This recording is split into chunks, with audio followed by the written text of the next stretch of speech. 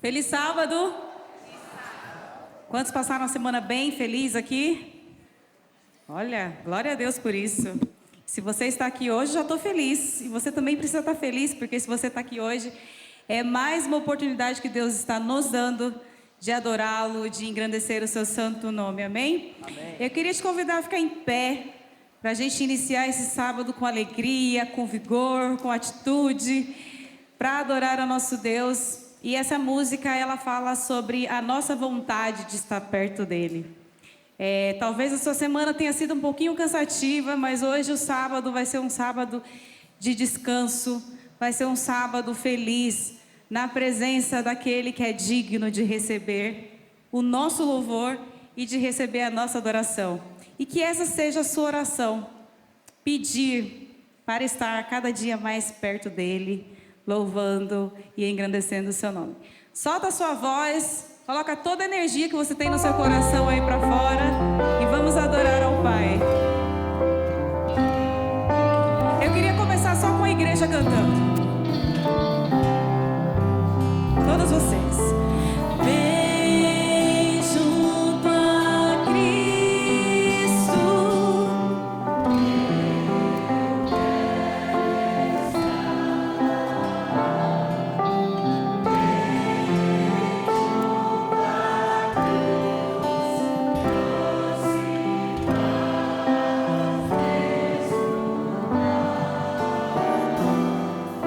Se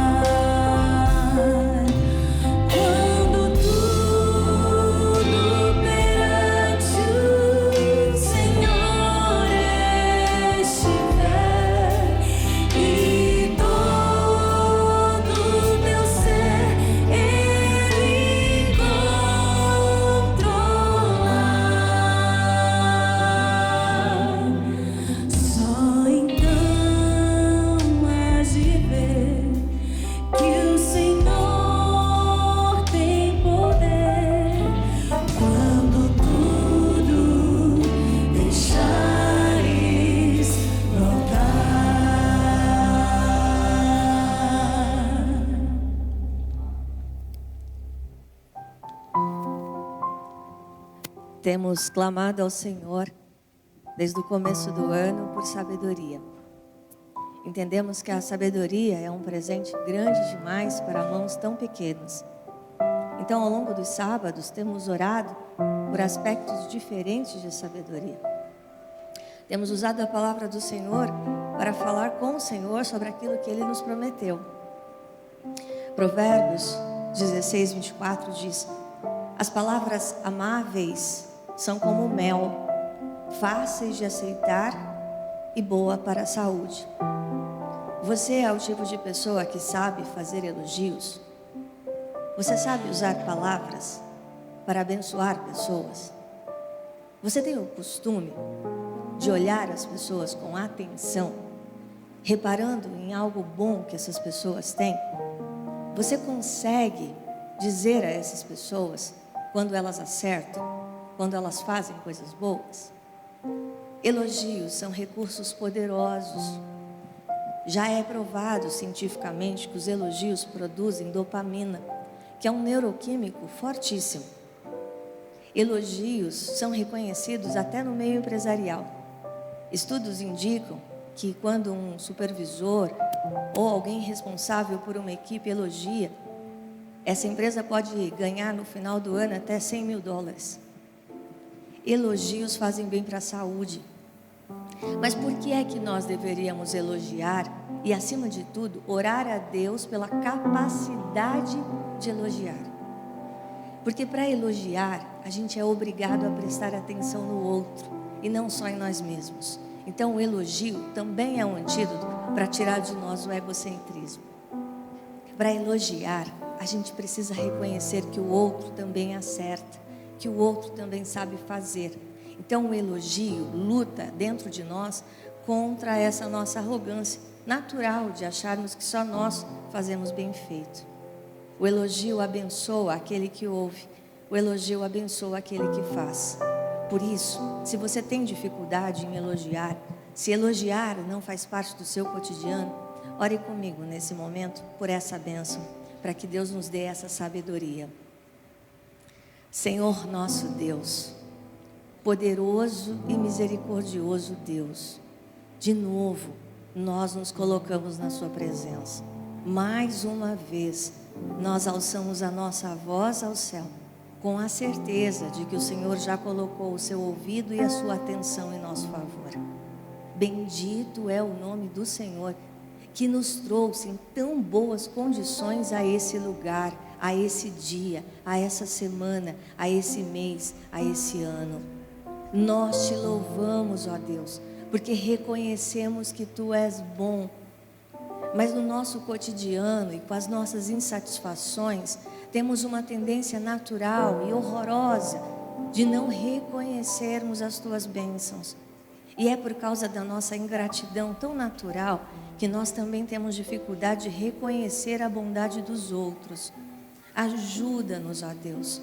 Torna-nos pessoas sábias e tementes ao Senhor, de maneira que consigamos não só reconhecer as Tuas bênçãos no nosso dia a dia, mas reconhecer também as qualidades, as habilidades e os avanços das outras pessoas.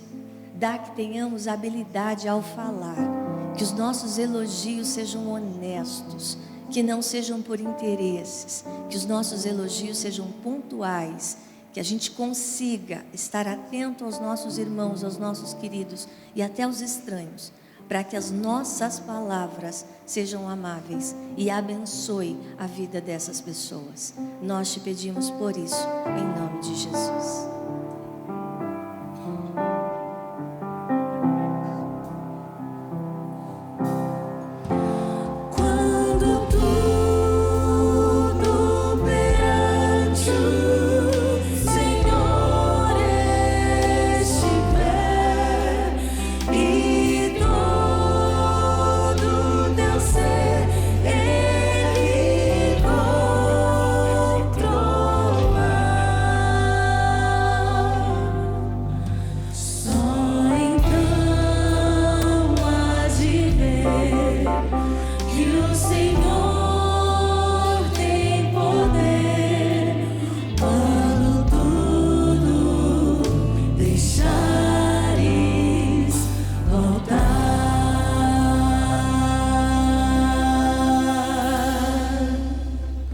Podem se sentar. Bom dia, um bom sábado. Nós estamos em um final de semana muito especial para nós como cristãos. O final de semana em que recordamos a morte, a ressurreição de Jesus. E não há data melhor do que essa para celebrarmos o começo de uma nova vida. E aqui tem o Lincoln que está acompanhado de familiares e de amigos que vieram de longe, do Rio de Janeiro e de Ibitinga. Eu quero pedir que vocês venham até aqui à frente. Se possível, fiquem nesta posição aqui, amigos do Lincoln e familiares. Podem se achegar aqui, dar um abraço nele após o batismo. O Lincoln é um amigo muito querido. Nós concluímos alguns estudos recentemente. O Lincoln é natural de Tatuí, próximo aqui de São Paulo. E ele chegou aqui a São Paulo por uma longa história, mas o importante nessa história é que a providência de Deus o trouxe até aqui, porque foi aqui que ele entrou pela primeira vez numa igreja adventista. O Lincoln, neto de pastor de uma outra denominação, conheceu a igreja adventista, fez os estudos e decidiu pelo batismo. E hoje está aqui para selar essa decisão, uma data tão especial. A família também está aqui. Bem-vindos à nossa casa, que Deus os abençoe nesse dia tão especial, tá bem?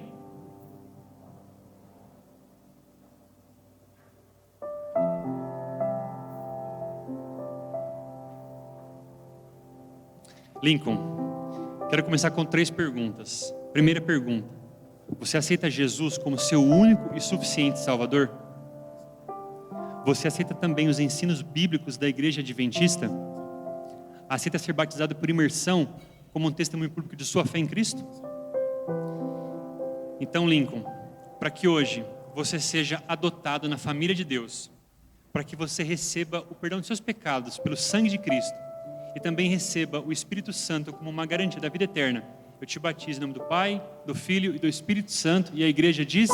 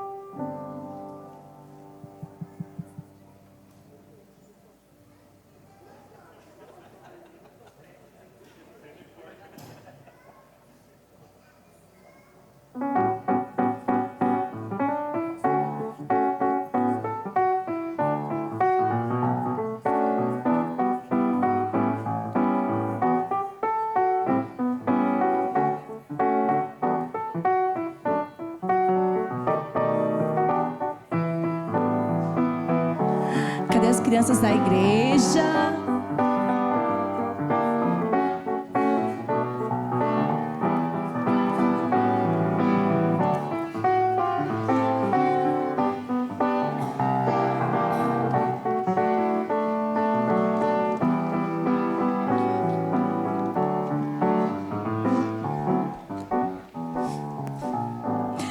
Feliz sábado, crianças!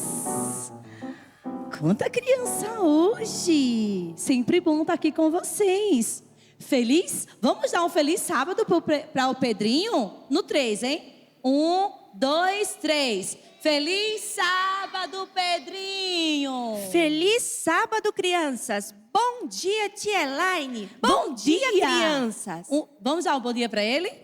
Bom dia! Tia Elaine, você sabia que amanhã é a Páscoa e que eu vou ganhar um ovo de chocolate enorme, bem colorido, cheinho de glitter? É sério, Pedrinho? Mas como é que o coelhinho vai entregar esses ovos para você? Sim, o coelho deixa os ovos à noite, pula no quintal, esconde os ovos e puf! De manhã tem chocolate para todo lado. Dizem que ele é mágico. Será? Eu tenho uma história diferente dessa sua história aí. Você quer aprender? Sim, tia Elaine, por favor. Eu quero aprender então o que é a Páscoa. Então vamos lá, crianças. Olha só, Pedrinho acredita ainda que a Páscoa é o coelho? Será? Vamos ver. Olha, na Bíblia, no livro de Lucas, capítulo 22, e o verso 7 e 8, diz assim: Chegou, porém, o dia da festa de pães asmos, em que importava sacrificar a Páscoa.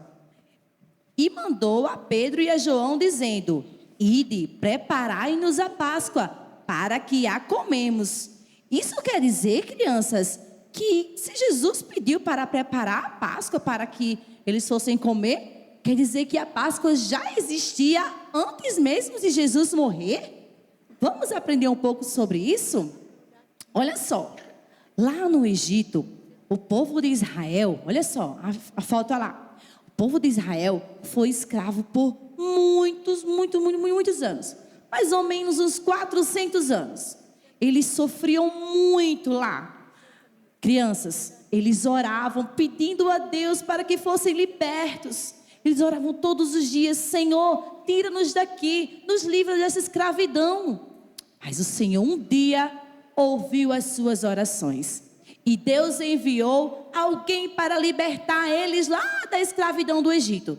E sabe quem foi?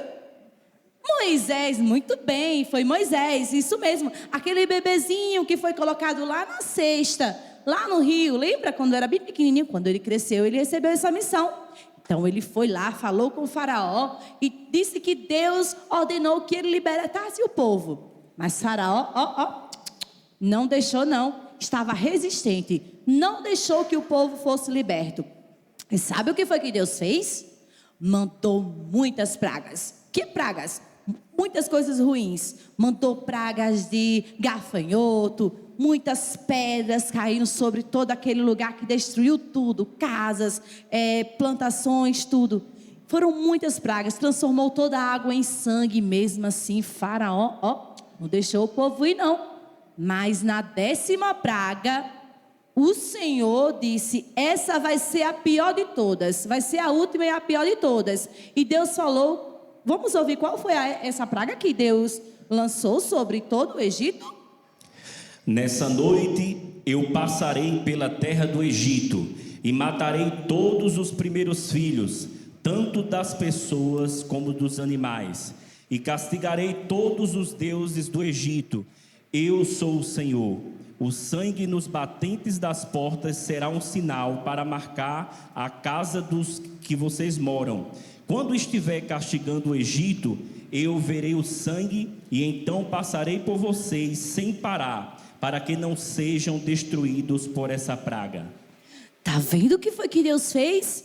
Essa 10ª praga, Deus disse que iria matar todos os filhos primogênitos de cada casa, de cada família. Ali onde tivesse filho, o primeiro filho, que era o primogênito da família, iria morrer, todo mundo. E até o filho do próprio rei, Faraó. Até ele e até os animais, né? Os primeiros filhos dos animais, todos morreram. E assim aconteceu. E como Deus falou, ele disse assim: mas o meu povo, para que ninguém morra, vocês devem matar um cordeiro. Vocês vão fazer uma ceia, certo? Um jantar. Vão matar um cordeirinho, vão assar, comer junto com pães, asmos, que é pão sem fermento, e ervas. E esse cordeirinho, vocês vão pegar o sanguinho dele e vai colocar na porta de vocês. Quando o anjo da morte passar, ninguém vai morrer naquela casa. Ali vai ser identificado que ali tem povo de Deus. E assim fez. Olha ali o cordeirinho, ó. Cordeirinho aqui. Eles mataram o cordeirinho, comeram assado e belaram de sangue toda a porta deles, ó. O anjo da morte passou e não matou ninguém que era do povo de Deus. Crianças, no outro dia, muita gente estava morta. Muita gente, todos os primogênitos, todos os filhos primogênitos estavam mortos. E aí Faraó ficou muito, muito, muito chateado. Ficou muito furioso, porque inclusive o filho dele morreu. Então, depois disso, ele deixou o povo ser liberto da escravidão do Egito. E todos saíram junto com Moisés, felizes, porque estavam livres do pecado. E Deus disse que todo ano fosse comemorado a Páscoa. Ali foi a primeira Páscoa, para lembrar da libertação do povo lá do povo do Egito, do povo de Israel lá do Egito. Mas aí, crianças, depois, sabe o que aconteceu? O povo começou a pecar. Era muito pecado, pecado em cima de pecado. E eles ficaram com o coraçãozinho sujo, triste, porque eles pecavam muito, criança, muito. E Deus ficou muito triste com ele. Olha o coraçãozinho deles como ficou. Ficou muito triste. E Deus teve que fazer uma coisa. Sabe o que foi que Deus fez? Mandou um outro libertador. E esse libertador, será que foi Moisés de novo? Não, não foi Moisés. Esse libertador foi Jesus. E ele veio em forma de bebezinho. Olha aí, ele veio em forma de bebê. Jesus nasceu, cresceu como vocês. Foi criança obediente, que lia a palavra, que não mentia, que não falava palavrão. Foi um menino muito bom. Quando ele cresceu, ele fez muitos milagres. Não é isso? Jesus curou o cego, fez paralítico andar, fez morto ressuscitar. E ainda comemorou a Páscoa. Lembra que Deus disse que comemorasse a Páscoa? Ele comemorou a Páscoa com os seus discípulos. Ele fez a ceia. Só que, crianças, muitas pessoas não gostavam de Jesus como outras que gostavam, né? Tinha muita gente que amava Jesus, mas tinha outras pessoas que não gostavam dele. E sabe o que essas pessoas fizeram? Pegaram Jesus e prenderam. Não acreditavam que ele era filho de Deus, o Salvador do mundo. Pegaram Jesus e Jesus foi chicoteado. Jesus foi cuspido, crianças. Colocaram uma coroa de espinhos sobre a sua cabeça, que fez ele sangrar. O corpo dele ficou todo machucadinho e não restou sequer uma gota de sangue sobre o seu corpo. E ele foi pregado em uma cruz e ele suspirou ali pela última vez. E ali, crianças, como um cordeiro, sofreu calado, por amor de mim e por amor a você. Nossa, tia Elaine, agora eu entendi. Mas por que então na Páscoa tem coelho e ovos de chocolate? Porque isso aí foram coisas que as pessoas começaram a fazer no passado. Crenças, rituais, e começaram a colocar coelho no meio disso, mas não tem nada a ver. Jesus é a nossa Páscoa. E sabe o que aconteceu depois disso?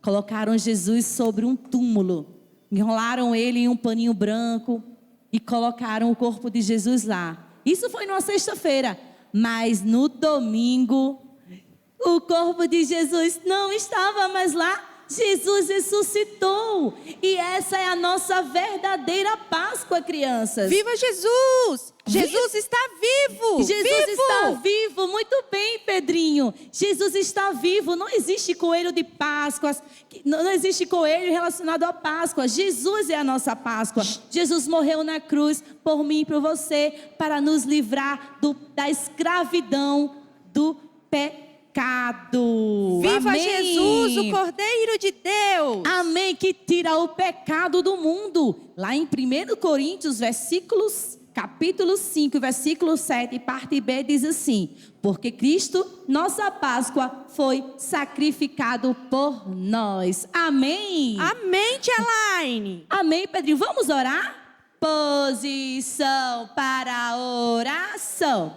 Papai do céu, muito obrigada, Senhor, porque o Senhor morreu na cruz por nós, ressuscitou e hoje está vivo no trono de glória, nos esperando, Pai, para juntos morarmos contigo no céu. Obrigada porque o Senhor foi o Cordeiro de Deus que tira o pecado do mundo. Em nome de Jesus, amém. Tchau, criança. Tchau, criança. Tchau, Pedrinho. Tchau, Tia Laine. Feliz sábado. Feliz sábado.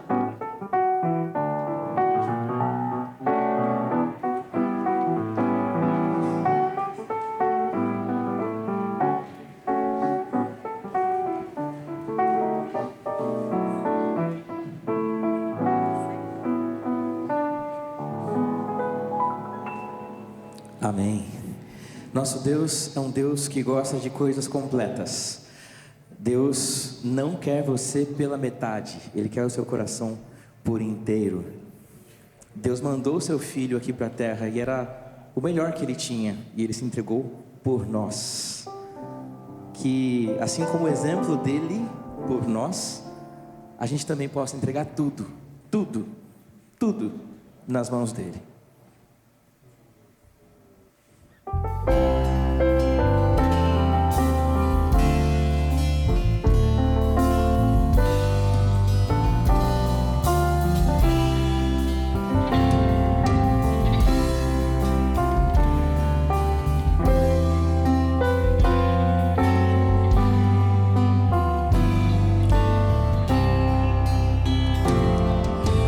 Tudo a Cristo.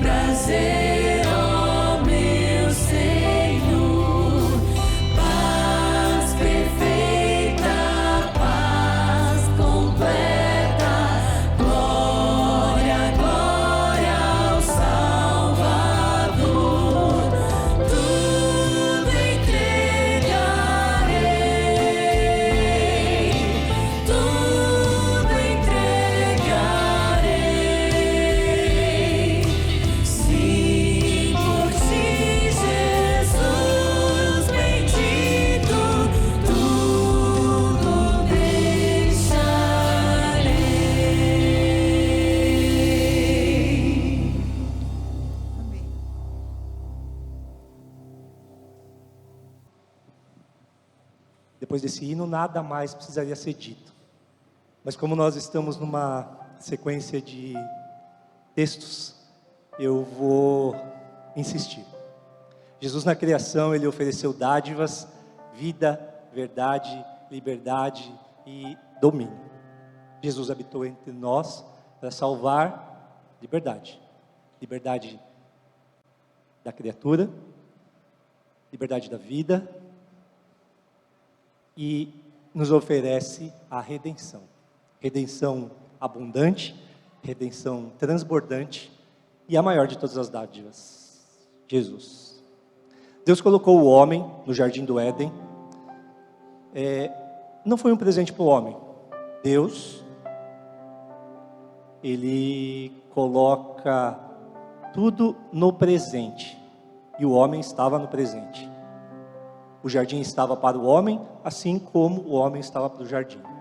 O homem foi colocado para exercer o domínio na sua totalidade. Não era o dono, tinha propriedade. Não tinha propriedade, mas tinha posse. O homem escolhe e peca, e em extrema dificuldade se coloca. O cordeiro, a primeira oferta, Deus deu.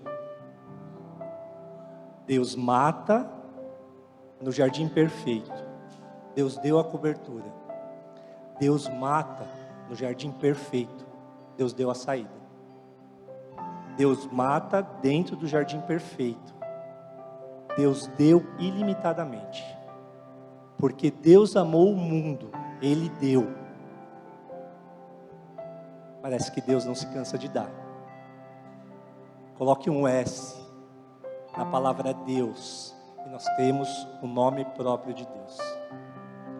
Deus é a capacidade em essência de dar muitas vezes, ilimitadamente. Dar como uma ação contínua, sem interrupção, sem limite no espaço e tempo. Deus deu, você percebe onde isso vai dar. O que você não daria de volta? O que você não faria de volta? Você já descobriu o que Deus te pede? Até o pedido é um ato de dar. Filho, cuida bem de ti. Filho, eu cuido de ti com muito amor. Filho, não esquece de mim. Filho, cuida do que é meu, que por um tempo será seu.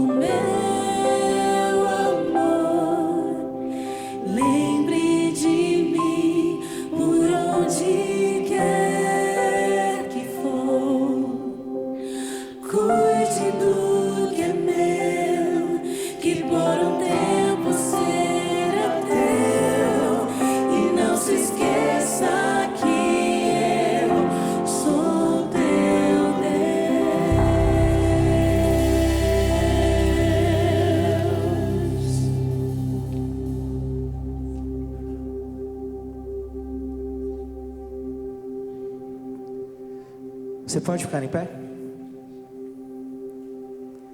Quantos aqui estão felizes hoje? Bom, você que não está feliz, a gente vai orar por você, para que você se sinta feliz, para que a felicidade não seja apenas um momento, não seja apenas um instante. E nós sabemos que o dia em que a felicidade será eterna, breve virá. Esse dia chegará em breve, e em que todos poderemos cantar juntos que somos felizes com Jesus, o nosso Senhor e Salvador.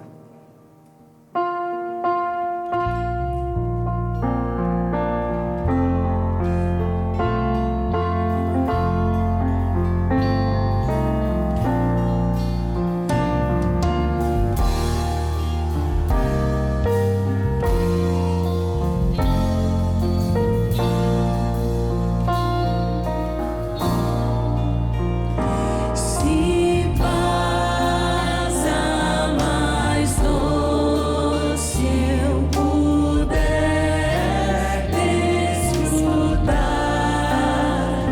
se dura mais forte sofrer, ou seja o que for, tu me fazes saber que feliz com Jesus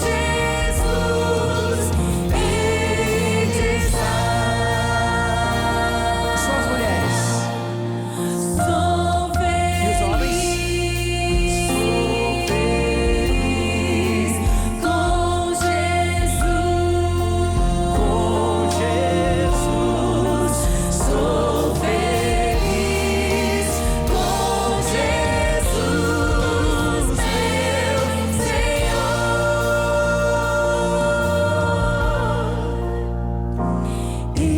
Embora me assalte o cruel Satanás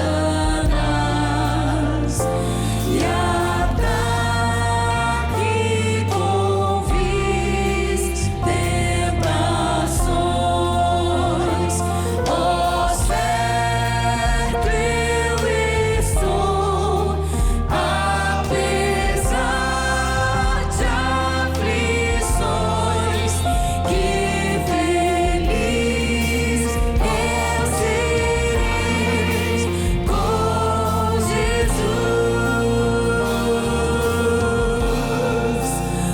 Sou feliz com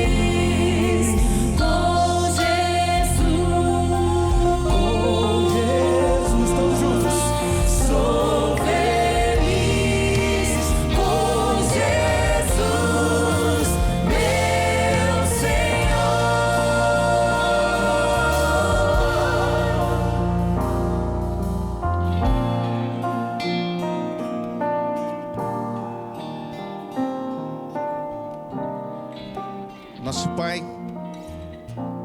Nosso Pai, nosso Deus, muito obrigado, Senhor, por mais esse dia, por mais esse sábado que o Senhor nos trouxe até a Tua casa. Nesse momento nós vamos abrir Tua palavra. Queremos pedir que o Teu Espírito traduza tudo aquilo que vai ser dito, de maneira a atender as demandas de cada coração aqui nessa manhã, é o que eu te peço por Jesus, amém.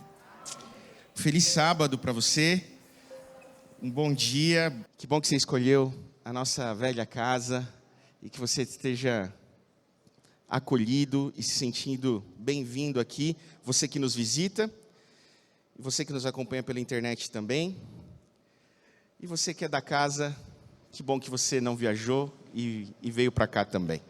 Nós estamos caminhando para o final de uma série sobre o livro de Gálatas, e nós vamos estudar nessa manhã o capítulo 5 de Gálatas. Então já convido você a abrir sua Bíblia no capítulo 5. Nós começamos essa série algumas semanas atrás. Eu pude fazer a exposição do capítulo 1 e do capítulo 2.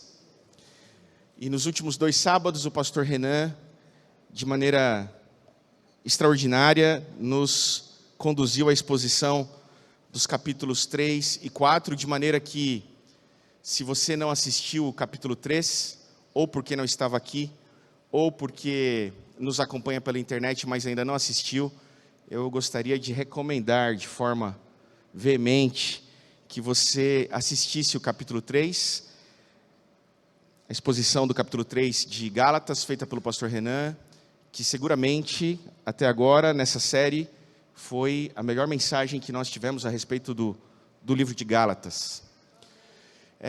E nessa manhã, eu gostaria de fazer a exposição do capítulo 5 de Gálatas.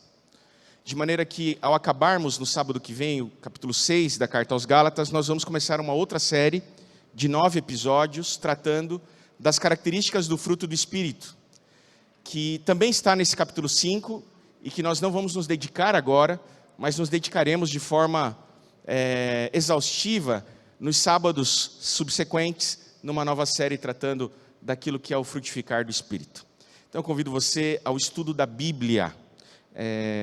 De maneira expositiva, nós vamos tratar essas 3 perícopes que ficam no capítulo 5. Eu leio o capítulo 5, verso 1, diz assim: para a liberdade foi que Cristo nos libertou. Permanecei, pois, firmes, e não vos submetais de novo a jugo de escravidão. Aqui no capítulo 5, verso 1, nós chegamos no cerne da carta. Esse verso é o resumo de toda a temática que Paulo está tratando com o povo da Galácia. A carta aos Gálatas é considerada a carta magna da liberdade, e o verso que melhor representa a temática da carta inteira é o capítulo 5, verso 1, quando Paulo diz assim: foi para a liberdade que Cristo nos libertou. Esse verso expressa o tema central da epístola. A missão inteira de Jesus era uma operação de libertação. Mas para qual liberdade? E do que Cristo nos libertou? Seguindo o cronograma da própria carta, nós vemos que Paulo está falando primariamente da libertação do jugo da lei mosaica. E é por isso que no verso 1 ele diz assim: permanecei, pois, firmes, e não vos submetais de novo a jugo de escravidão. Se bem que a morte de Cristo Jesus também nos liberta das forças do pecado, não é esta a ênfase de Paulo nesta carta. A ênfase de Paulo nesta carta, a respeito da liberdade, é a liberdade que o crente recebe da opressão, do jugo, das tradições da lei mosaica. É a libertação da lei como sistema de salvação e especialmente uma libertação de consciência de culpa. Todo crente que vive uma eterna luta de consciência de culpa ainda não se percebeu liberto. Como no capítulo 4 estudamos, ainda não se entendeu como filho, ainda vive uma triste vida cristã, como a de um servo que precisa fazer por merecer o agrado e o favor do seu patrão. Nada que poderia ofender mais a um pai do que um filho que se relaciona com ele como um escravo ou um servo, que deve obediência como a busca pelo favor de um chefe tirano e opressor. A libertação da qual Paulo está tratando é a libertação da opressão da lei. A teologia dos falsos mestres, os judaizantes, que lemos desde o primeiro capítulo da carta, era clara. Paulo estava combatendo um grupo de falsos mestres que dizia que a salvação não dependia apenas de crer em Jesus, mas que havia uma parte do ser humano, como se o sacrifício na cruz tivesse sido insuficiente. Quando Cristo morre na cruz, ele disse: está consumado. Ao dizer está consumado, ele não disse: fiz a minha parte, agora façam a de vocês. Ele disse: tudo está feito. E quando ele diz tudo está feito, é porque não há nada mais a ser feito por você, para que você seja salvo, a não ser crer que na cruz tudo ele fez. A nossa cultura, muitas vezes influenciada por uma cultura religiosa, que ainda tem alguma influência daqueles falsos mestres, nos faz achar que não é assim. Não é possível que seja assim. Tem que ter alguma contribuição minha, tem que ter alguma participação minha, tem que ter algo que eu tenha que fazer.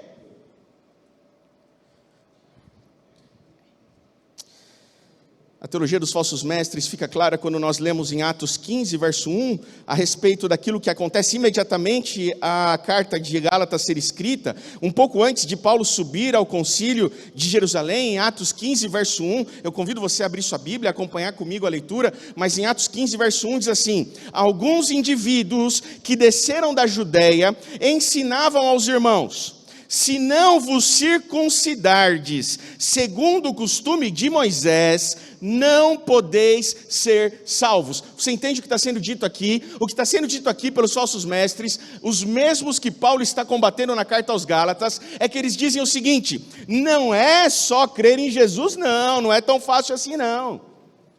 Tem que crer em Jesus e obedecer à tradição e à lei mosaica para ser salvo. Você entende que o problema de Paulo aqui não é com a lei, mas como a lei como um sistema, o uso da lei como um sistema de salvação. A salvação não depende da obediência à lei. A salvação depende de crer em Cristo Jesus, que obedeceu à lei. Não é sobre a minha obediência, mas sobre a obediência dele. Eu não vou ser salvo pela minha obediência, eu vou ser salvo por substituição pela obediência dele. É isso que Paulo está defendendo aqui. Quando a gente vem para o verso 5 do capítulo 15 de Atos, ele insiste que esses falsos mestres diziam assim: insurgiram-se, entretanto, alguns da seita dos fariseus que haviam crido. Alguns fariseus que se converteram ao cristianismo, que se converteram à ideia de que Jesus era o Messias, era o Cristo. Insurgiram-se, entretanto, alguns da seita dos fariseus que haviam crido, mas eles não tinham crido por completo. Eles criam, mas eles ainda achavam que havia algo da parte deles a ser feito. Que haviam crido dizendo: é necessário, note, circuncidá-los e determinar-lhes que observem a lei de Moisés. Aqui estava o problema. Paulo pregou o evangelho de Cristo Jesus, a salvação se dá pela fé em Cristo Jesus apenas. Mas estes falsos mestres estavam dizendo: cuidado com esse Paulo aí, esse Paulo está falando é o evangelho da graça barata, esse Paulo está pregando aí o evangelho fraco, não é só isso não é só crer em Jesus e você está salvo, tem que adotar a tradição e a lei de Moisés.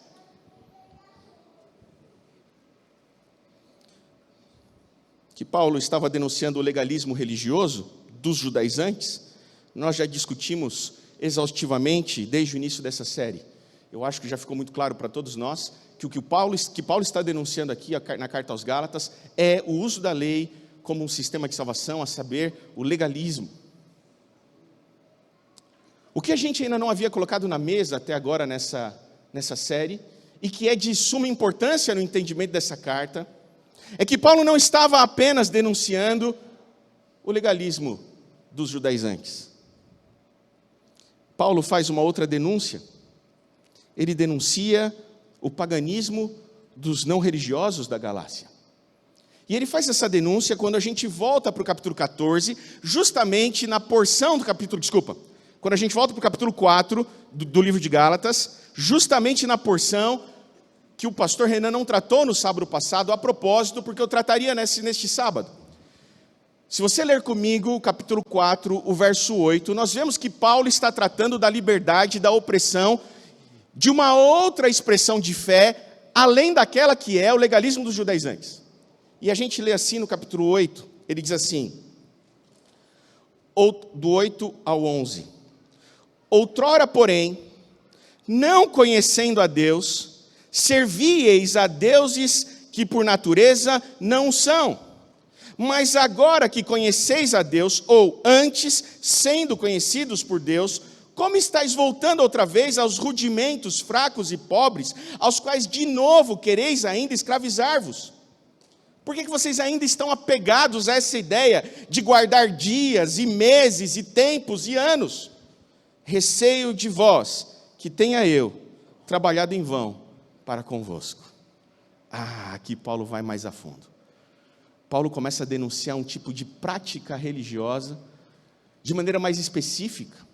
Havia uma mentalidade religiosa que entendia que a sua prática de fé, que a sua religião, e no limite que a sua salvação, dependia de adotar costumes rituais baseados em dieta, em calendário e coisas afins.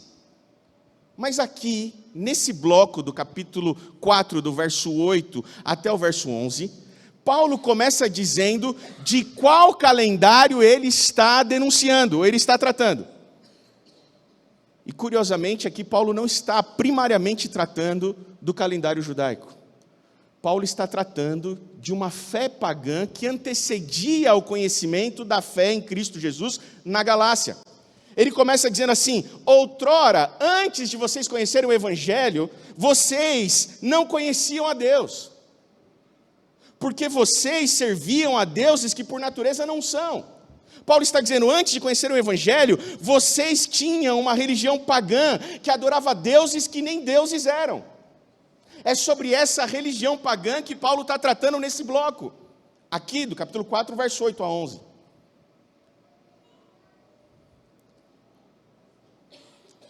Quando Paulo diz assim, vocês não conheciam a Deus, essa era uma expressão comum dos judeus para caracterizar os gentios pagãos.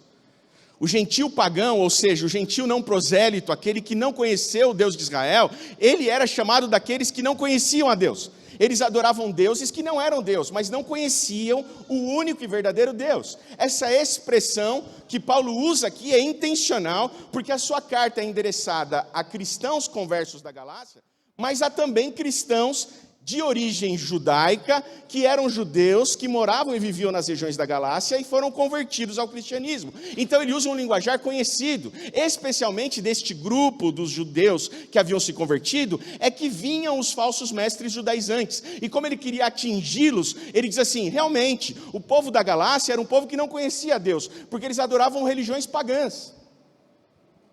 Mas sabe o que me surpreende? O que me surpreende é que mesmo depois de terem conhecido a Cristo, eles continuam nos princípios elementares, ou seja, nos rudimentos da fé pagã. Porque agora, eles seguem a Cristo, mas numa lógica religiosa ainda pagã. O problema não estava na prática da observância de dias, mas na motivação que levava à observância dos dias, que não era uma motivação com a mentalidade do Evangelho, era uma motivação com a mentalidade pagã. E qual que era essa motivação com a mentalidade pagã? Eu obedeço à lei, aos dias, eu guardo os dias religiosos, porque é isso que devo fazer para ser salvo. É isso que devo fazer para agradar a Deus. Essa é uma mentalidade de religião pagã. Não é a razão pela qual o crente em Cristo Jesus deveria observar dias.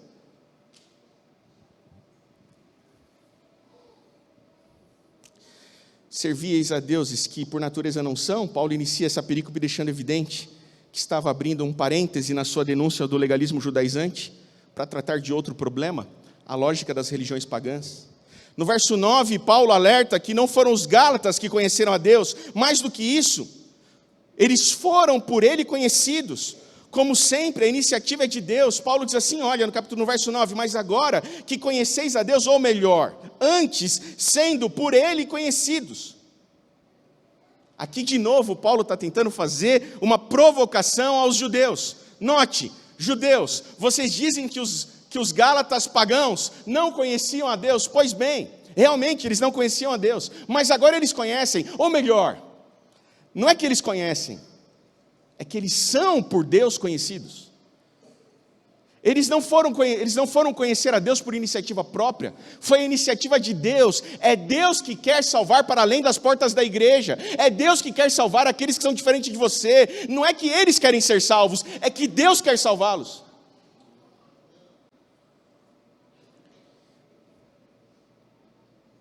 Mas aí Paulo diz assim, como estáis voltando outra vez aos rudimentos fracos e pobres, aos quais de novo quereis ainda escravizar-vos.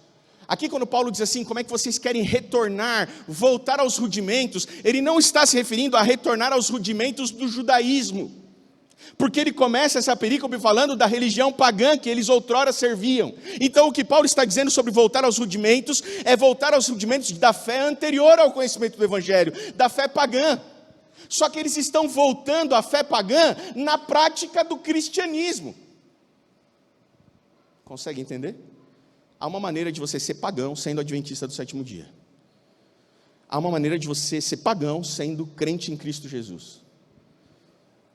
se a sua mentalidade não estiver convertida no Evangelho, é muito possível que a sua religiosidade tenha mais que ver com o paganismo do que com o cristianismo. Se você opera a sua fé na tentativa de barganha com Deus, de fazer por merecer, se a sua lógica é meritocrática, se você tenta agradar a Deus com a sua obediência, isso é paganismo. É isso que Paulo está dizendo. Vocês se tornaram cristãos, mas estão sendo cristãos da maneira pagã. E quem foi que fez isso com vocês?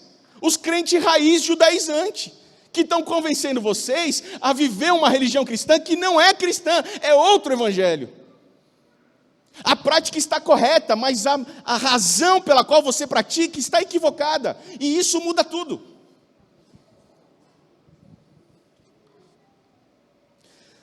Aqui Paulo está se referindo aos rudimentos, os princípios da vida dos que não conhecem a Deus, os princípios da religiosidade pagã. Paulo está literalmente comparando a mentalidade do legalista judaizante com a mentalidade do paganismo. O legalismo nada mais é do que uma forma de paganismo. Por isso ele é tão ou mais perigoso do que a libertinagem. Porque ele é idólatra, ele é pagão. Por isso que Paulo se preocupa aqui mais com o excessivo zelo do que com o zelo a quem?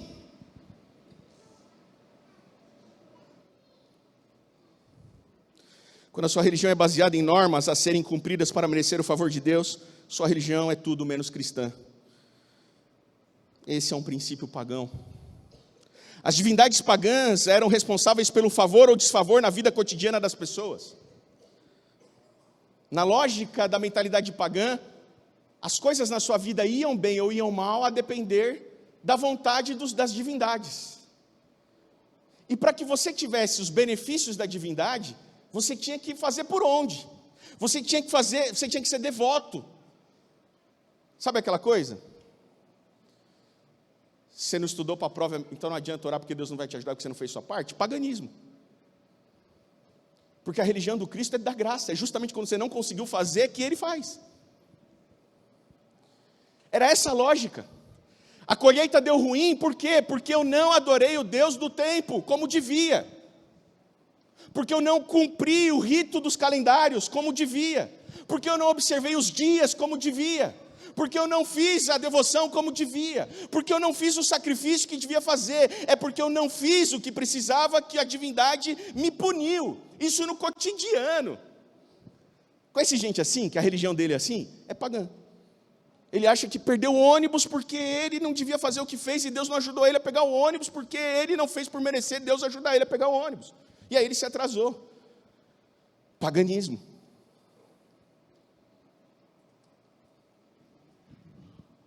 É disso que o Evangelho quer nos libertar. De uma vida em constante pressão. De agora estou salvo, agora estou perdido. Agora estou salvo, agora estou perdido. Agora Deus gosta de mim, agora Deus não gosta de mim.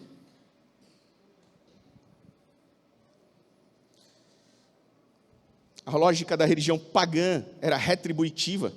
Se eu agradar a divindade responsável por determinada área da vida, terei sucesso nessa área da vida. Se eu não conseguir agradar, terei dificuldades nessa área da vida. Havia deuses do tempo, aos quais os agricultores tentavam agradar, visando uma boa colheita. Havia os deuses do amor, aos quais os amantes tentavam agradar, visando um relacionamento. Havia deuses da beleza, havia deuses dos elementos da natureza, do ar, do fogo, da terra.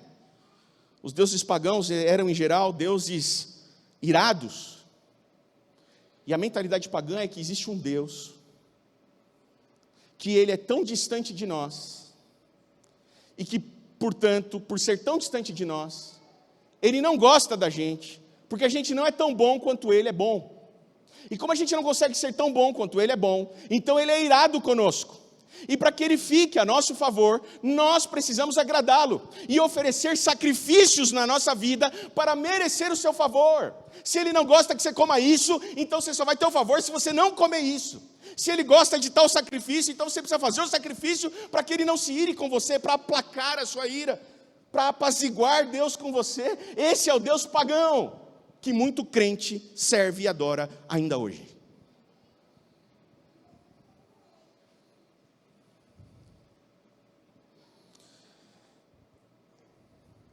A religião funcionava no modelo contratual, O fiel oferecia sacrifícios, rituais ou festas para obter proteção, colheitas, fertilidade, cura, sucesso.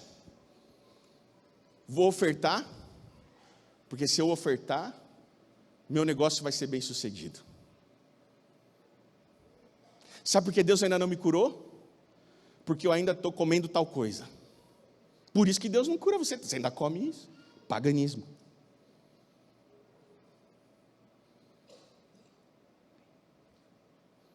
Nas religiões pagãs não havia uma relação de amor ou aliança com os deuses, apenas um jogo de se eu fizer, então eles me dão. O paganismo operava em grande parte com a lógica da reciprocidade, o cristianismo não é na lógica da reciprocidade, o evangelho não é na lógica da reciprocidade, a lógica da reciprocidade e da retribuição é a lógica pagã, é a lógica do karma.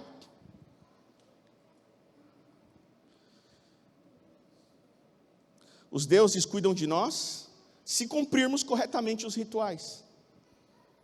E aí eles tinham calendários. E aí, para agradar os deuses, eles cumpriam os calendários sagrados daquelas divindades. Só que agora eles se tornaram cristãos. E o evangelho os libertou disso. Mas aí, como eles estavam acostumados com essa lógica pagã de fazer por merecer, é difícil converter um legalista. É fácil converter um libertino, mas é difícil converter um legalista.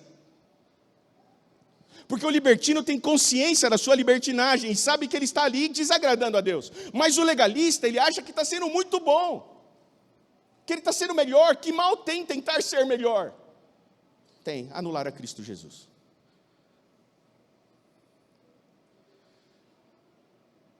Eles seguiam, para agradar as divindades no paganismo, a observância de rituais, de sacrifícios e cumprimentos de calendários. Agora eles se convertem a Cristo Jesus, eles são libertos disso, mas de repente aparece um grupo de falsos mestres dizendo assim: olha, a gente também tem um calendário, a gente também tem uma lei, a gente também tem uma tradição, e deixa eu contar para vocês, não é só aceitar Jesus, para ser salvo, vocês têm que fazer igual vocês faziam quando vocês eram pagão, só que agora sendo cristão. Para Deus gostar de vocês, vocês têm que se circuncidar, vocês têm que guardar dias, você tem que adotar uma dieta. Paulo está dizendo, você entende o que Paulo está dizendo nesse bloco? Paulo está dizendo o seguinte: por que é que mesmo depois de conhecerem o Evangelho, vocês fizeram uso do Evangelho na lógica da religião pagã, dos antigos rudimentos que vocês viviam, sendo que disso vocês já foram libertos?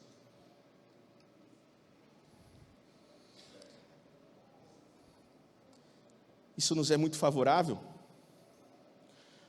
porque essa perícope, ao tratar de guardas de dias, Paulo não está dando ênfase ao calendário judaico, aqui Paulo não está falando primariamente do sábado, ele está falando do calendário das religiões pagãs.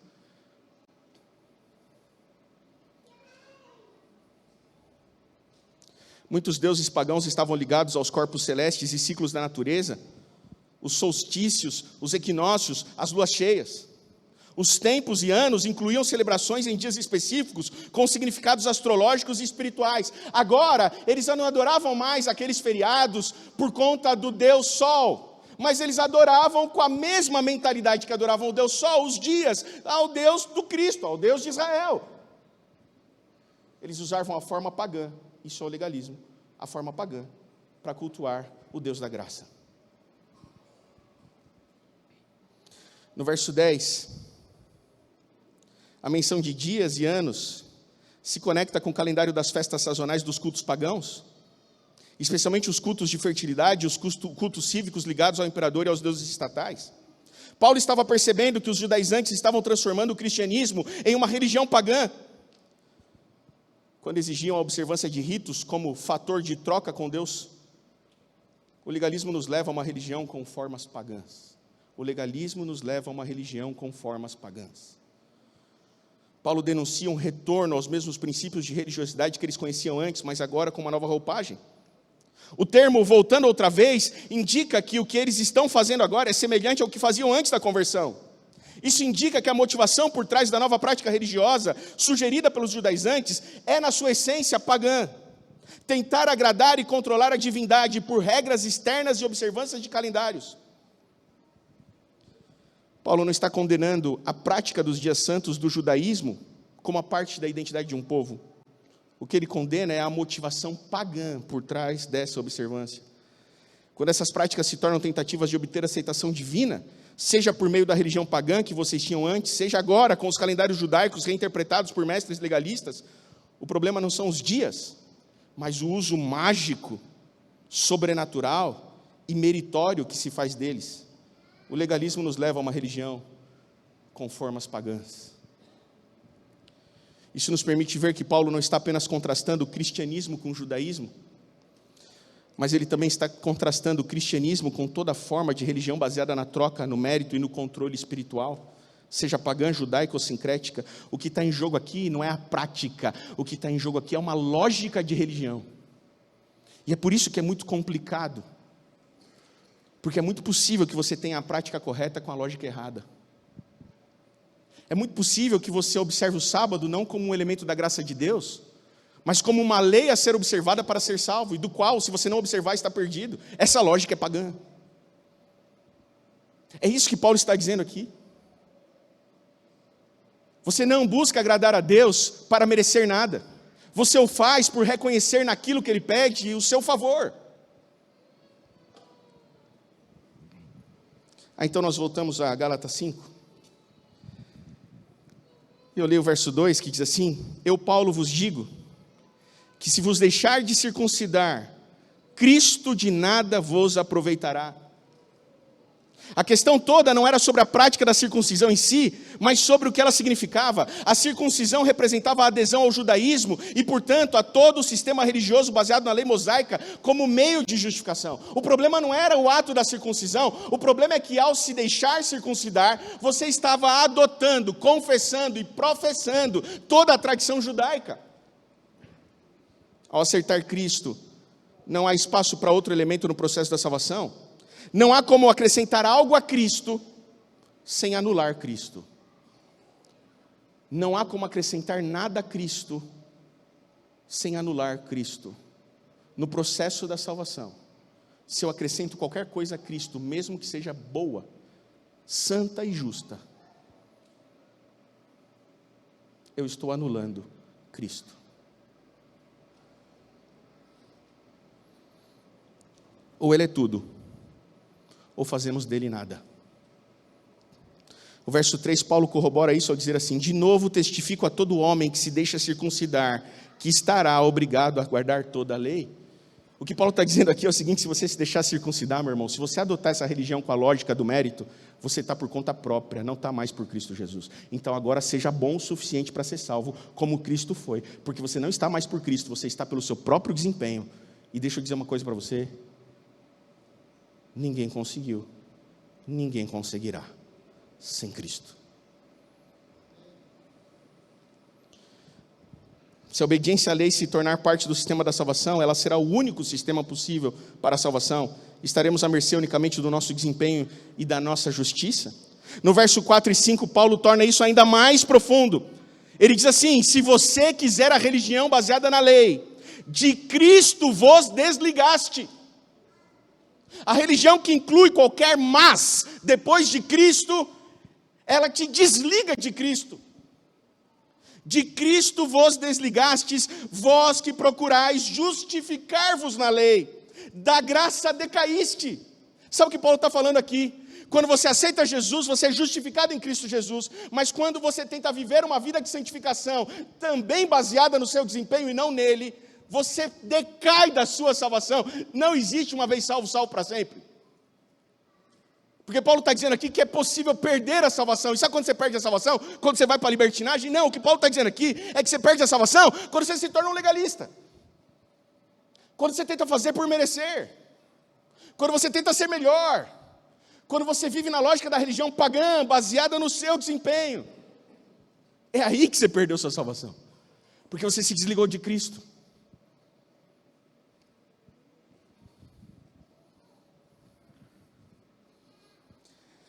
Aqui Paulo destaca que não está desobrigando a obediência à lei. Note, ele não está falando, vós que procurais observar a lei. Percebe? Paulo não está dizendo que é errado observar a lei. Ele diz assim: vocês que querem justificar-vos na lei. O problema não é a observância da lei, ela continua válida. Ela continua sendo vontade de Deus na minha e na tua vida. Ela continua sendo necessária para o bom viver. Mas o erro não está em observar a lei, o erro está em fazer dela o sistema da salvação. Há aqueles que procuram justificação através da obediência da lei. Nesse caso, o resultado é desligar-se de Cristo, rejeitar Cristo, decair da graça. Ou seja, ao tentar mostrar que consegue ser bom, tal conduta está levando você justamente à perdição. A lógica pagã do mérito corrompe o evangelho da graça e afronta quem Deus é. A salvação do mérito próprio como uma recompensa é a salvação como uma dívida que Deus tem conosco. Porque quando a gente tenta viver pelo desempenho próprio, quando a gente estabelece as regras, as normas e acha que precisa fazer elas, cumprir elas e observar elas para que Deus goste da gente e nos salve, nós estamos com isso afrontando quem Deus é. A gente acha que consegue colocar Deus em dívida com a gente, porque a gente vive na lógica pagã. Sabe qual que é a lógica pagã? A lógica pagã é: eu faço para então deixar Deus em dívida comigo. Enquanto que a lógica da graça de Deus é: eu não faço para receber a dádiva de Deus. O evangelho é sobre dádiva e não sobre dívida. E isso significa muito, porque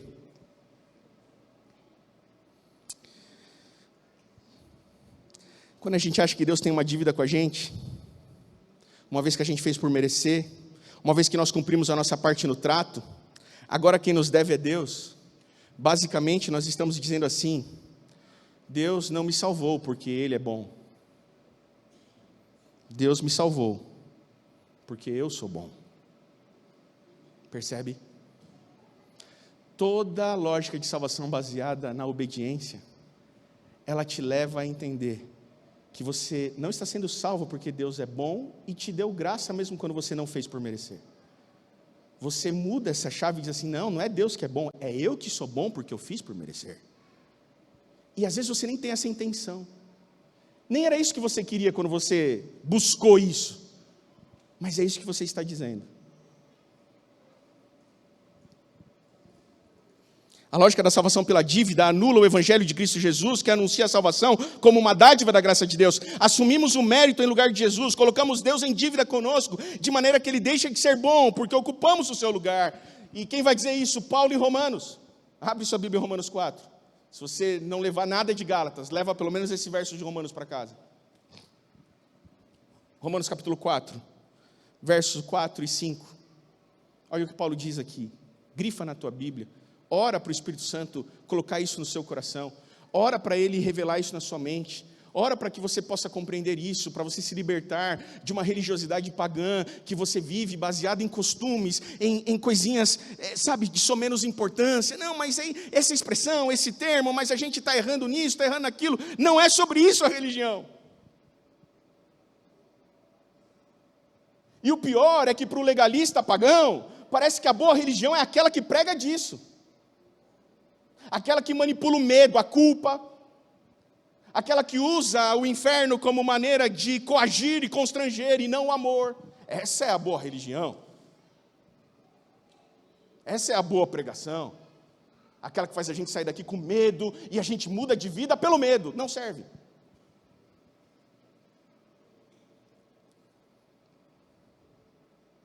Ora, Romanos 4, 4 a 5. Ao que trabalha, ao que faz por onde, ao que faz por merecer, ao que se esforça. O salário não é considerado favor, e sim como dívida. Se a sua vida é baseada no verso 4, você está vivendo uma vida pagã, não uma vida cristã. Agora olha o verso 5. Mas, ao que não trabalha, ao que não faz por merecer, ao que não faz por onde, mas, porém, crê naquele que justifica o ímpio, a este a sua fé lhe é atribuída como justiça, porque a salvação não é retributiva, a salvação é atribuitiva, ela é fruto da graça de Deus e não do seu mérito. Mas quando você tenta pelo mérito, você anula Cristo Jesus e está perdido.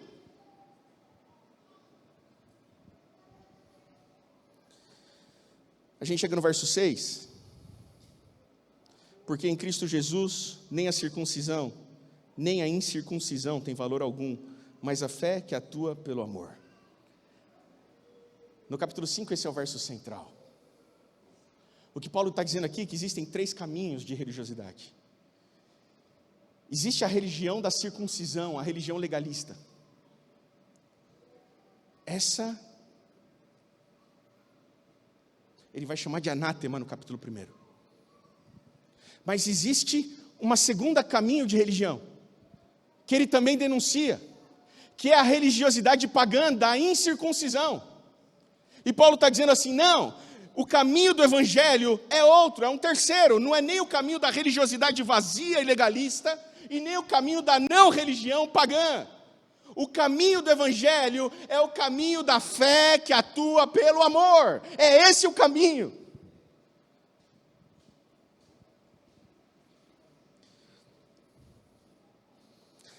Do verso 7 ao 12, Paulo endurece o discurso, como em toda a carta, ele é severo, ele diz assim, vós corrieis bem, quem vos impediu de continuar a desobedecer à verdade? Vocês começaram bem, mas de repente vocês se desviaram. Essa persuasão não vem daquele que vos chama.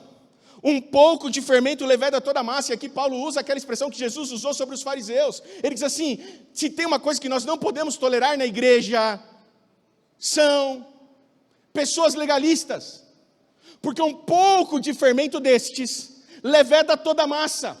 Porque o discurso do legalista parece mais piedoso, mais santificado, melhor. E por isso, entre o legalista e Paulo, eu fico com o legalista, porque Paulo parece afrouxar normas. Esse aqui é ascético, você viu a dieta que ele segue, ele fala dessas coisas. Ele prega de abstenções. Ele fala que ele já é melhor que os outros, porque ele conseguiu superar aquelas coisas que para ir para o céu precisa fazer. Paulo vai dizer destes a seguir, não sou eu, é Paulo. Ele vai dizer assim, confio de vós no Senhor, que não alimentareis nenhum outro sentimento, mas aquele que vos perturba, seja ele quem for, este sofrerá condenação. Esse tipo de pregador sofrerá condenação. E ele vai dizer mais. Eu, porém, irmão, se ainda prego a circuncisão, por que continuo sendo perseguido? Ele aqui faz uma justificativa, que estavam acusando ele de pregar a circuncisão, e ele diz que não. Logo, está desfeito o escândalo da cruz, e o verso 12, ele dá uma fala final, ele diz assim, tomara, até se mutilassem os que vos incitam ao erro. Tomara se mutilassem esses que pregam que a salvação precisa de algo além de Cristo Jesus. Graças a Deus não sou eu quem está dizendo, é Paulo. É duro. É tão duro que quando a gente vem para o capítulo 4, verso 19, é o que Paulo fala. Verso 19 e 20 do capítulo 4, olha o que Paulo fala, na mesma página, ele fala assim, meus filhos, por quem de novo sofra as dores de parto até ser Cristo formado em vós, ele diz o seguinte, converter uma igreja de legalistas, como a Galácia, ao Evangelho de Cristo Jesus, dói como as dores de um parto. Porque eles não entendem, eles não acreditam, eles vão embora achando que não é assim. Mas aí no verso 20 ele se recompõe, ele diz assim, pudera eu estar presente agora convosco, e falar-vos em outro tom de voz, porque me vejo perplexo a vosso respeito. Paulo é duro nessa carta do início ao fim, mas chega um momento na carta que ele quase pede desculpa. Ele fala, gente, eu amo vocês. E se eu tivesse aí presente, eu estaria falando em tom diferente, em um tom mais amável. Mas eu estou perplexo, é por isso que eu estou escrevendo assim, duro.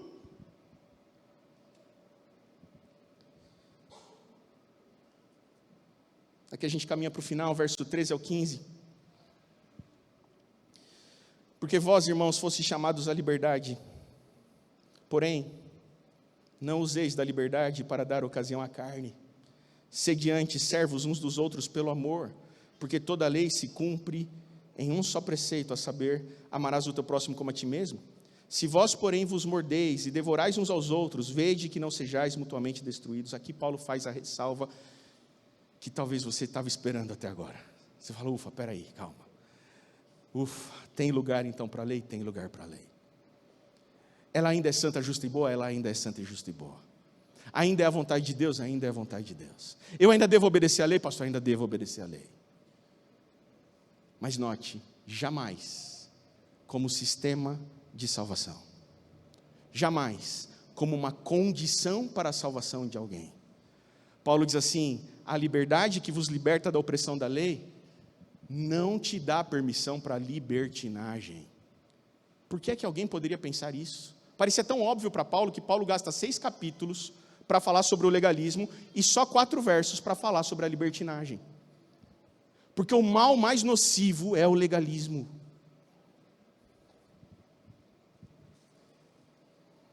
Mas isso não significa que ao combater o legalismo, Paulo estivesse autorizando a libertinagem. É a primeira vez nessa carta que Paulo faz uma importante ressalva, mas o suficiente para deixar claro que o maior perigo com o qual está lutando não é a libertinagem, mas o legalismo. Paulo não está desobrigando os crentes da Galácia de observarem a lei, mas está ajustando as razões e motivos pelos quais se deve obedecer à lei. Não para ser salvo, mas uma vez salvo, agora eu quero amar meu irmão. Uma vez que eu fui salvo, agora eu quero amar. Uma vez que eu fui liberto, agora eu quero libertar. Agora eu quero amar meu irmão. E não tem como amar meu irmão sem observar a lei. Não tem como amar a minha esposa sem entender que é errado adulterar. Não tem como amar meu vizinho sem entender que é errado cobiçar. Não tem como amar meu próximo sem entender que é errado mentir, matar, roubar. Mas eu faço isso porque eu aprendi com Cristo Jesus a amar meu irmão. Eu não faço isso para ser amado por Jesus. Por fim, nós não vamos ler mais dos versos 16 até o final do capítulo. Paulo oferece uma solução. Qual seria então o caminho certo para evitar o legalismo e o paganismo? Uma vez que a lei não salva e também não santifica, qual seria o caminho do cristão que quer a santidade? Lembre-se, a lei não salva, não justifica, e a lei também não santifica. Quem santifica? Verso 16. Digo, porém, andai no Espírito, e jamais satisfareis a concupiscência da carne. Porque a carne milita contra o Espírito, e o Espírito contra a carne. Porque são opostos entre si, para que não façais o que porventura seja o vosso querer. Mas se sois guiados pelo Espírito, não estáis sob a lei. Ora, as obras da carne são conhecidas e são prostituição, impureza, lascívia, idolatria, feitiçarias, inimizades, porfias, ciúmes, iras, discórdias, dissensões, facções, invejas, bebedices, glutonarias e coisas semelhantes a estas, a respeito das quais eu vos declaro, como já outrora vos preveni, que não herdarão o reino de Deus os que tais coisas praticam. Mas o fruto do Espírito é amor, alegria, paz, longanimidade, benignidade, bondade, fidelidade, mansidão, domínio próprio. Contra essas coisas não há lei. E os que são de Cristo Jesus crucificaram a carne com as paixões e as concupiscências. Verso 25. Se vivemos no Espírito, andemos também no Espírito. Não nos deixemos possuir de vanglória, provocando uns aos outros, tendo inveja uns dos outros. Paulo dá a solução da vida no Evangelho. O caminho do Evangelho não é nem legalista e nem pagão. O caminho do Evangelho que transforma a vida do crente é a vida que anda no Espírito. Não é mais a lei, mas o Espírito. Sabe por quê? Porque a lei não produz santidade. Quanto mais você busca a santidade em termos de obediência da lei, mais distante dela você está. Guardar a lei pelo esforço pessoal é mais fácil. Cumprir exigências dietéticas e de costumes é muito simples. Com coach ou com um pouco de disciplina você consegue. Mas a lei pode mudar o nosso comportamento, mas ela não muda o nosso coração. A lei pode mudar o comportamento, mas o Espírito muda o coração. A lei pode dizer o que pode ou não pode, mas o Espírito muda o nosso querer. Porque a religião pagã e legalista é sobre o pode ou não pode. Pastor, pode fazer isso ou não pode? Pode beber isso ou não pode? Pode usar isso ou não pode? Pode ir naquele lugar ou não pode? Isso é paganismo.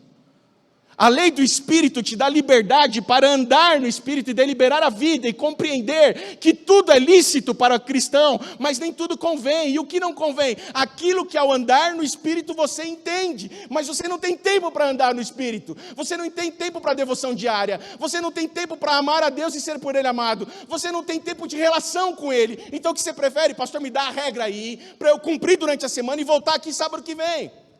Porque guardar a lei eu consigo, mas andar no Espírito não.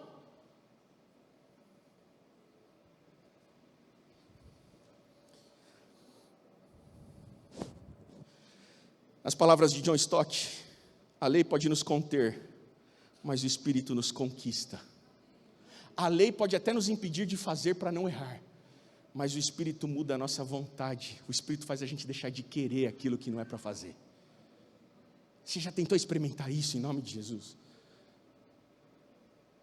Não é sobre não pode beber tal coisa porque a lei diz que não pode. É sobre andar no Espírito até que Ele faça você não querer aquilo. Mas você não tem tempo para uma vida assim.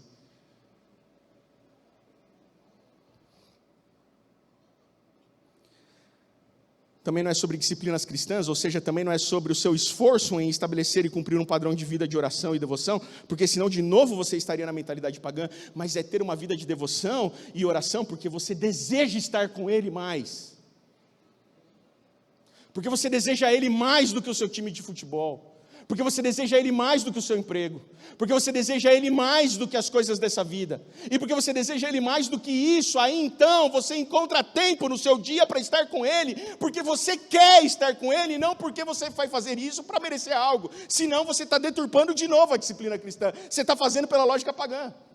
Não é sobre um esforço de calendário metódico. Vou pôr no celular para apitar, para orar 3 horas da tarde, porque eu vou fazer um esforço para cumprir um rito que vai agradar a Deus. Não. É sobre você não aguentar mais sem falar com Ele, querendo um espaço na sua agenda para falar com Ele, para encontrar com Ele. Você vai no banheiro do seu escritório, se tranca lá 10 minutos, porque você não está aguentando mais ficar distante dEle. É sobre isso, entende? Isso é andar no Espírito. Mas a gente prefere guardar a lei para ser salvo do que andar no Espírito. A lei tem poder diagnóstico, não terapêutico. A lei diagnostica a doença, mas só o Espírito pode curar. É isso que Paulo está dizendo, não é sobre uma vida religiosa baseada na lei, no cumprimento de lei, é sobre uma vida religiosa andando no Espírito. A letra mata, mas o Espírito vivifica, não é isso que Paulo fala em Coríntios? A lei foi nosso aio até nos conduzir a Cristo, depois o Espírito, não é isso que Paulo fala em Galatas 3. A lei mostra o caminho, o Espírito Ele anda conosco.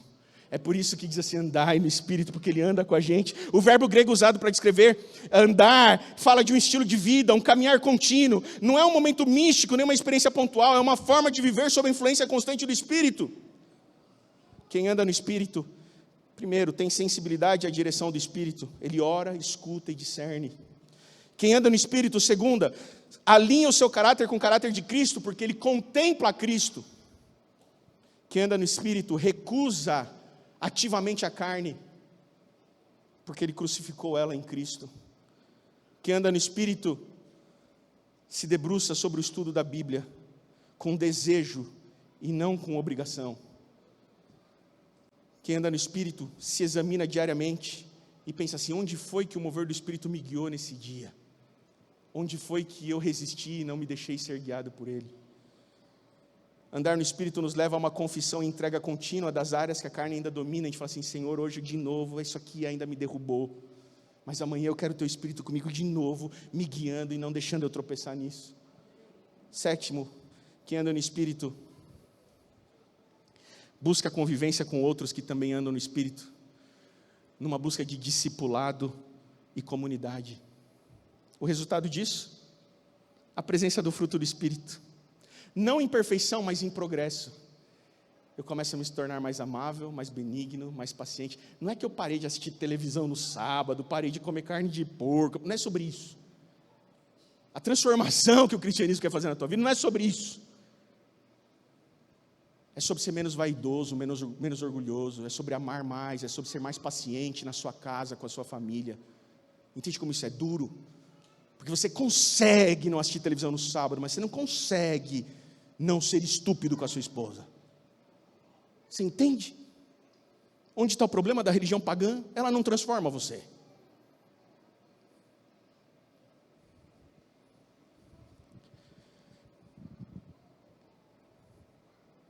Ele nos leva a reações diferentes às situações da carne, a gente se torna menos impulsivo, tem mais domínio próprio. Isso a lei não faz em você, é só o andar no Espírito. A gente passa a ter mais disposição para perdoar, servir, amar, esperar. Essas são marcas da maturidade espiritual. Isso não acontece quando guarda a lei, isso só acontece quando anda no Espírito. A gente passa a ter mais sensibilidade à voz de Deus e prontidão para obedecer, mesmo quando nos custa caro obedecer. Isso não acontece quando eu sigo a lei, isso acontece quando eu ando no Espírito. Concluo dizendo o seguinte, já contei isso aqui, mas eu vou contar de novo porque isso aqui não se encaixa tão bem quanto aqui. Eu era aluno da Faculdade de Teologia no NASP, em uma das aulas de Atos e Epístolas, com o Dr. Wilson Paroski, que foi meu professor de Atos e Epístolas, alguém dos quais me fez ser um apaixonado por Paulo. Ao explicar o fruto do Espírito em Gálatas 5, eu já contei isso aqui, talvez você se lembre. Ele nos chamou a todos que estavam na sala para olhar para o lado pela janela, e a nossa janela dava de frente para aquela bandeira. Quem conhece o NASP em Engenheiro Coelho sabe que tem uma rotatória, onde hoje ao lado fica o Museu de Arqueologia, mas não havia o museu, havia a bandeira e havia um laranjal, o famoso laranjal do NASP, que hoje não existe mais, porque arrendaram para outros tipos de cultivo, para as empresas que cultivam ali e arrendam aquela terra. Mas havia um laranjal enorme. O laranjal era famoso, era por todo o colégio o laranjal. E o Paroski nos fez olhar para o laranjal. E quando a gente olhou para o laranjal, a gente viu ali, ele falou assim, pastor Jackson, ele falou assim, vocês estão vendo essas laranjeiras? Aquela voz forte dele. E ele disse assim, isso aí não é laranjeira. Eu falei, como não? A gente já roubou essas laranjas várias vezes para comer no quarto. Eu sei que é laranja boa e doce, e graúda. Boa laranja. Ele falou, não é laranja. Aqui nessa terra dessa região não dá laranjeira, a laranja não cresce aqui. A gente olhou estarrecido, como assim não é laranjeira isso? Se eu comia laranja. Ele falou, isso tudo aí são pés de limoeiro bravo. É tudo limoeiro bravo. Como assim limoeiro bravo? É limoeiro bravo. Nessa terra não dá laranja, só dá, mas o limoeiro bravo dá nessa terra. Então o que os engenheiros agrônomos fazem? Eles plantam limoeiro bravo. Qual que é a natureza? A natureza da raiz é limoeiro bravo, que dá limão azedo, ruim. E aí quando ele pega, desculpa, eu sou leigo na área, então estou estudando as minhas expressões para te explicar. Quando ele pega, aí o engenheiro agrônomo vem e faz um enxerto da natureza da laranja no pé de limoeiro bravo. E quando o agrônomo faz um enxerto da natureza da laranja doce, boa, no pé de limoeiro bravo, aquele enxerto prevalece sobre a natureza do limoeiro bravo, de maneira que aquele pé de limoeiro bravo consegue frutificar laranjas graúdas e doces. Uau! Uau! Você entendeu o que Paulo está falando aqui? Lembra disso, pastor Renan? Você entende o que Paulo está falando aqui? Eu e você é tudo gente ruim. A gente é tudo limoeiro bravo, a gente nasceu tudo limoeiro bravo, a gente nasceu com a natureza carnal, a gente nasceu para a impureza, para a lascívia, para a agressão, a gente nasceu para tudo aquilo que é as obras da carne, eu e você é tudo isso.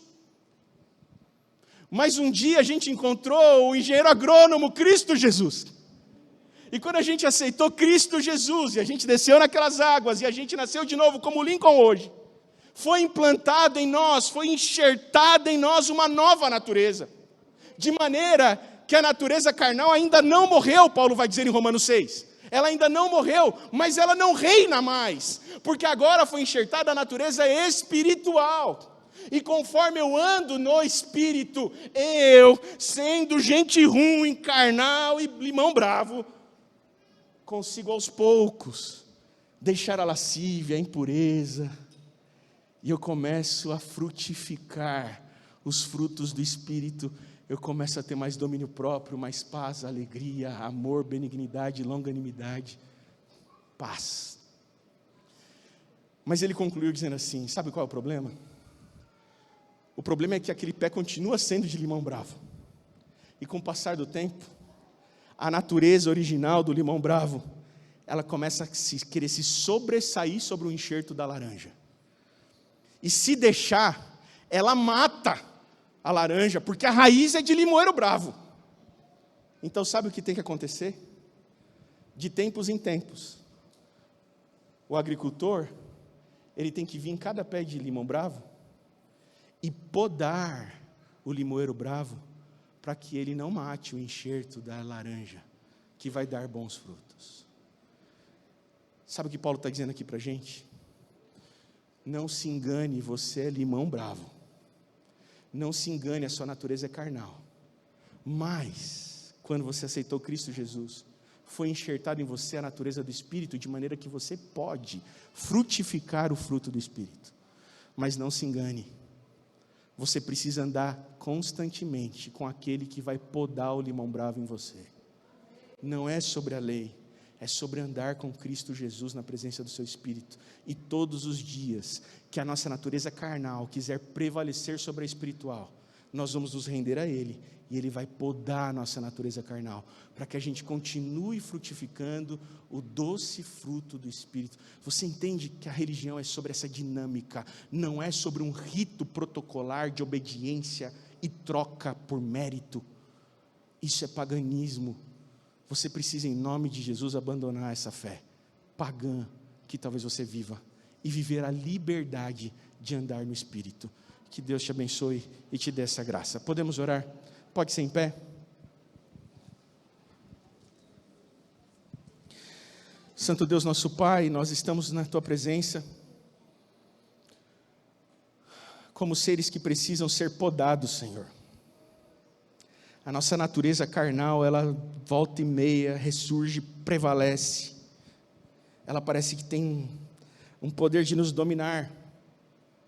E a gente está tentando lutar contra ela por conta própria, e a gente está perdendo, porque todas as vezes que a gente luta por conta própria, que a gente abre mão da Tua graça, a gente tenta vencer pelo esforço, a gente tenta mostrar que a gente é bom, a gente perde da natureza carnal, a gente não consegue transformar o nosso coração. Por isso, Senhor, nos liberta dessa religião pagã que vivemos, nos liberta do paganismo, e nos ajude a compreender o Teu Evangelho da fé que atua pelo amor, e nos faça andar na Tua presença, andar no Espírito e viver no Espírito, para que Ele pode o limoeiro bravo que há em nós, e faça frutificar os doces frutos do Espírito na nossa vida. É o que nós te pedimos nessa manhã por Jesus. Amém. Que Deus te abençoe e um feliz sábado.